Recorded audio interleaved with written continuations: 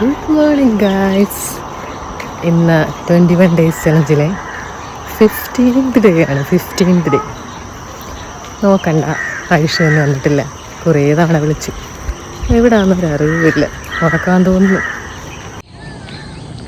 ഇന്ന് നല്ല മഞ്ഞുണ്ട് ഗൈസ്. മഞ്ഞ് തുടങ്ങിയപ്പോൾ തൊട്ട് ഭയങ്കര തണുപ്പൊക്കെയാണ്. രാവിലെ എഴുന്നേക്കാൻ മടിയായിരിക്കും ആയുഷിന് തണുപ്പായ കാരണം.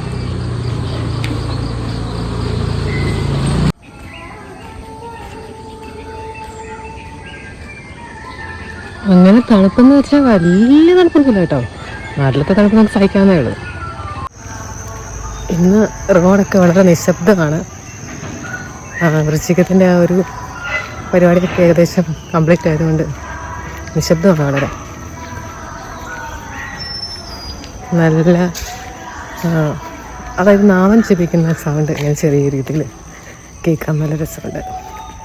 അതായത് രാവിലെ എഴുന്നിട്ട് ഇങ്ങനെ നാമമൊക്കെ കേട്ട് നടന്നു പോകുമ്പോൾ മനസ്സിന് പ്രത്യേക സുഖമാണ്.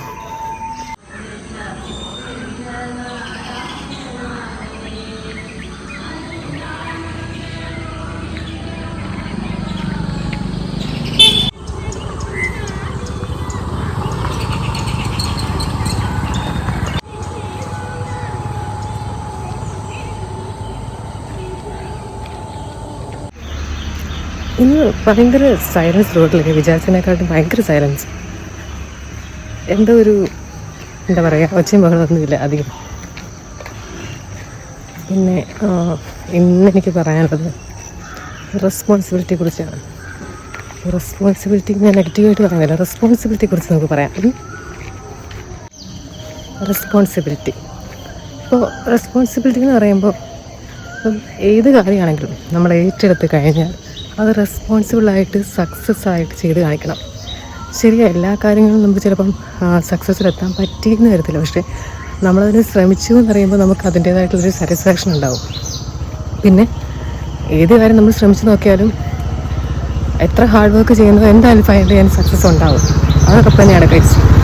അപ്പം നമ്മളൊരു കാര്യം നമ്മൾ ഏറ്റെടുത്തിട്ടുണ്ടെങ്കിൽ, നമ്മളിപ്പോൾ ഒന്നിച്ച് ഏറ്റെടുത്ത കാര്യമാണെങ്കിലും നമുക്ക് അതായത് ഒറ്റയ്ക്കായി ഒന്നൊരു സിറ്റുവേഷനിൽ പോലും നമ്മൾ അത് അച്ചീവ് ചെയ്യാൻ ശ്രമിക്കണം.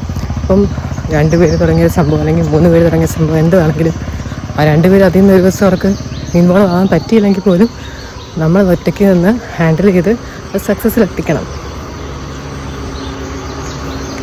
അപ്പോൾ തന്നെ ഒരു 21 ഡേയ്സ് ചലഞ്ച് അത്രയ്ക്ക് നിസ്സാരമായൊരു കാര്യമാണ്. പക്ഷേ ഞാൻ ഇപ്പം ഒരു കാര്യം, ആ 21 ഡേയ്സ് ചാലഞ്ച് നമ്മൾ ഏതൊരു ചെറിയ കാര്യമാണെങ്കിലും അത് എത്രമാത്രം ഇമ്പോർട്ടൻസ് കൊടുക്കുന്നു എന്നൊരു രീതിയല്ല. എനിക്ക് ഇപ്പം ഒരാളില്ല, നടക്കാൻ വയ്യ, അല്ലെങ്കിൽ അന്നത്തെ ദിവസം അവളില്ലാത്ത നടന്നില്ല, എനിക്ക് മിസ് ചെയ്യാൻ വേണമെങ്കിൽ. പക്ഷെ എൻ്റെ ഒരു എൻ്റെ ഒരു രീതി എന്ന് വെച്ചാൽ അപ്പം അതില്ലെങ്കിലും നമ്മൾ പറഞ്ഞു 21 ഡേയ്സ് ഇത് കംപ്ലീറ്റ് ചെയ്യും. 21 ഡേയ്സ് ഒരാൾക്ക് ഇൻവോൾവ് ചെയ്യാൻ പറ്റിയില്ലെങ്കിൽ പോലും ഞാനത് കംപ്ലീറ്റ് ചെയ്തിരിക്കും. അപ്പം നമ്മളതിന് ഏതൊരു കാര്യത്തിൽ നമ്മൾ എത്ര റെസ്പോൺസിബിൾ ആയിരിക്കുന്നോ അത്രയും നല്ല റിസൾട്ടായിരിക്കും നമുക്കതിൽ കിട്ടുന്നത്. എനിക്ക് വേണമെങ്കിൽ വിചാരിക്കാം, ഒന്നും അവൾ ഇല്ലല്ലോ, ആയുഷ് ഇല്ലല്ലോ, നടക്കണ്ട, വേണ്ട, ആയുഷുള്ളപ്പോൾ നടക്കാം. പക്ഷേ ഞാനൊരു കാര്യം ഏറ്റെടുത്തിട്ടുണ്ട്. 21 ഡേയ്സ് എനിക്ക് കംപ്ലീറ്റ് ചെയ്യാം എന്നൊരു പ്രതിജ്ഞ എനിക്കുണ്ട്. അങ്ങനെ ആ 21 ഡേയ്സും എനിക്ക് കംപ്ലീറ്റ് ചെയ്തേ പറ്റൂ. അതിന് വേണ്ടിയിട്ട് ഞാൻ ഇപ്പം ഇന്നെനിക്ക് വൈകാം. സത്യം പറഞ്ഞാൽ ഇന്നലെ എനിക്ക് പനിയായിരുന്നു. പക്ഷേ എനിക്ക് പനിയാണെങ്കിലും ഞാൻ 21 ഡേയ്സിന് കംപ്ലീറ്റ് ചെയ്യണം എന്നുള്ള ഉറച്ച ഒരാഗ്രഹത്തോടാണ് ഞാനിപ്പം ഇന്ന് നടക്കുന്നത്.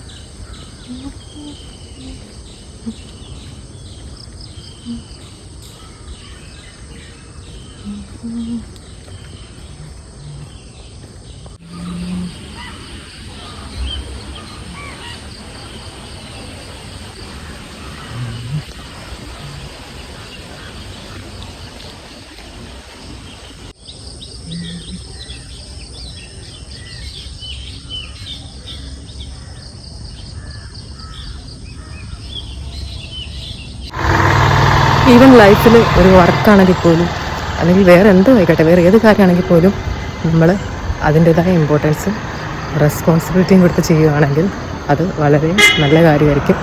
നമുക്ക് ലൈഫിൽ ഏതൊരു ചലഞ്ചസും നമുക്കത് നല്ല രീതിയിൽ കൊണ്ടുപോകാൻ നമുക്കത് അതുകൊണ്ട് പറ്റും.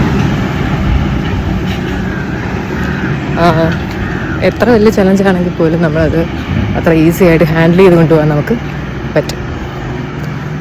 അതുകൊണ്ട് ഇൻ ഷോർട്ട് എനിക്ക് പറയാനുള്ളത്, എല്ലാവരും ഏതൊരു ചെറിയ കാര്യമാണെങ്കിലും വലിയ കാര്യമാണെങ്കിലും നമ്മൾ ഏറ്റെടുക്കുകയാണെങ്കിൽ അത് അത്രയും ഇമ്പോർട്ടൻസും റെസ്പോൺസിബിളായിട്ടും ചെയ്യുക. ഉറപ്പായിട്ടും നിങ്ങളുടെ ആ കാര്യം സക്സസ് ആവുന്നതായിരിക്കും. 100% ഉറപ്പായിട്ടും. നമ്മൾ 100% ഇടുകയാണെങ്കിൽ നമുക്ക് 100% റിസൾട്ട് ഉണ്ടായിരിക്കുന്നതാണ്. എല്ലാവർക്കും ഒരു സ്പെഷ്യൽ മോർണിംഗ് വിഷ് ചെയ്തുകൊണ്ട് ബൈ.